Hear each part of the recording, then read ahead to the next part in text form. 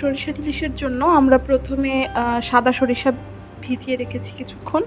তারপর সাদা সরিষাতে ব্লেন্ডারে নিয়ে একে একে সেখানে শুকনো মরিচ, কয়েকটা কাঁচামরিচ ভেঙে দিয়ে দিচ্ছি।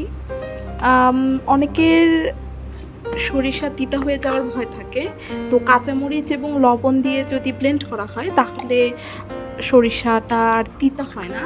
আর এখানে আমি সাদা সরিষা ব্যবহার করেছি, আপনারা যদি চান সেক্ষেত্রে কালো সরিষাও ব্যবহার করতে পারেন।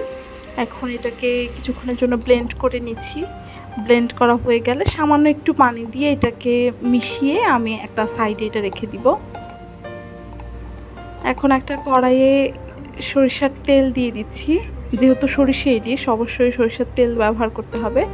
সরিষার তেল দেওয়ার পর তেলটা একটু গরম হওয়ার জন্য অপেক্ষা করব আমরা। গরম হয়ে আসলে আমরা সরিষার তেলে কিছু মশলা দিব। এখানে আমি প্রথমেই দিব হলুদের গুঁড়ো এবং মরিচের গুঁড়ো। এই গুঁড়ো মশলা প্রথমে দেওয়ার কারণ হচ্ছে যাতে তেলে একটা ভালো কালার আসে এবং রান্নার পরে দেখতে সুন্দর লাগে। তবে এই কাজটা অবশ্যই চুলার জাল আঁচটা কম রেখে দিতে হবে, তা না হলে মশলা পুড়ে যাওয়ার একটা সম্ভাবনা আছে। সেই সাথে আমি 1 চামচ আদা রসুন বাটাও দিয়ে দিয়েছি।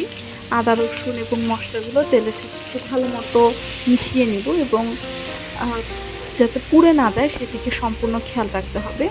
এটা যখন একটু ভাজা হয়ে আসবে তখন আমি এখানে অল্প একটু পানি দিয়ে দিব।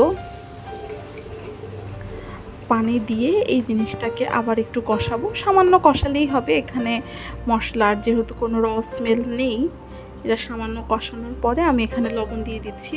যেহেতু আমরা সরিষার পেস্টে অলরেডি লবণ ব্যবহার করেছি, এখানে লবণটা অল্প একটু দিলেই যথেষ্ট।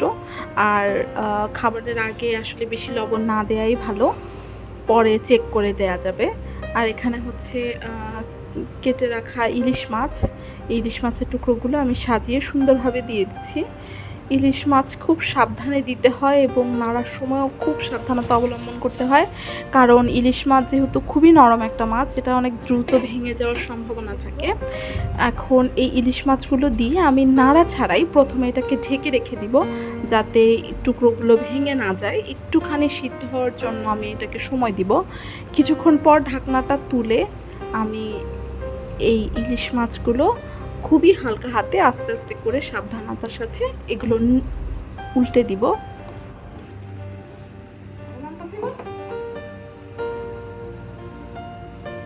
এখন এখানে পেঁয়াজ কুচি ছিল কিছু, এই পেঁয়াজ কুচিগুলো দিয়ে দিয়েছি। এই পেঁয়াজ কুচিগুলো দেওয়া খুব নেসেসারি না, দিলে ভালো হয়, ভালো একটা টেস্ট আসে, কিন্তু না দিলেও যেহেতু দরকার নেই, এগুলো না দিলেও কোনো সমস্যা নেই। এবার কাঁচামরিচ, 2টো কাঁচামরিচ চিড়ে রাখা, এই কাঁচামরিচগুলো দিয়ে দিলাম। এই কাঁচামরিচগুলো ঝালের জন্য নয়, কাঁচামরিচগুলো সুঘ্রাণের জন্য ব্যবহার করা। ঢেকে আরও কিছুক্ষণ রান্না করা হলো। ভালো মতো ফুটতে শুরু করেছে। এখন আমরা ওই সরিষা এবং কাঁচামরিচ পেস্ট করে রাখা যে মিশ্রণটা, সেইটা এই ইলিশ মাছের মধ্যে দিয়ে দিচ্ছি। এবং এই পর্যায়ে ইলিশ মাছটা আর বেশিক্ষণ রান্না করা যাবে না, তাহলে সরিষার কারণে সেটা তিতা হয়ে যাবে, আমরা সেটা চাই না। আমরা এই সরিষাটা দেওয়ার পরে অল্প কিছুক্ষণ এটাকে নেড়ে চেড়ে রান্না করে নিব এবং তারপরে আমাদেরটা রান্না হয়ে যাবে। আর এই ক্ষেত্রে আপনি ঝোলের পরিমাণটা অবশ্যই একটু বুঝে শুনে দিবেন, ঝোলটা যাতে আপনার পছন্দ অনুযায়ী।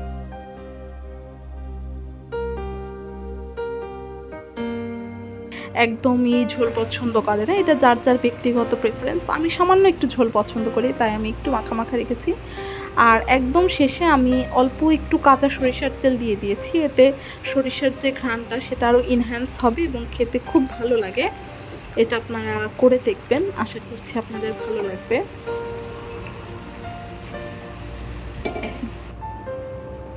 ব্যাস, আমাদের সরিষা ইলিশ রান্না শেষ।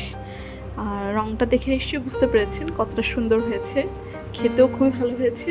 আশা করি সবাই ঘরে চেষ্টা করবেন। ধন্যবাদ।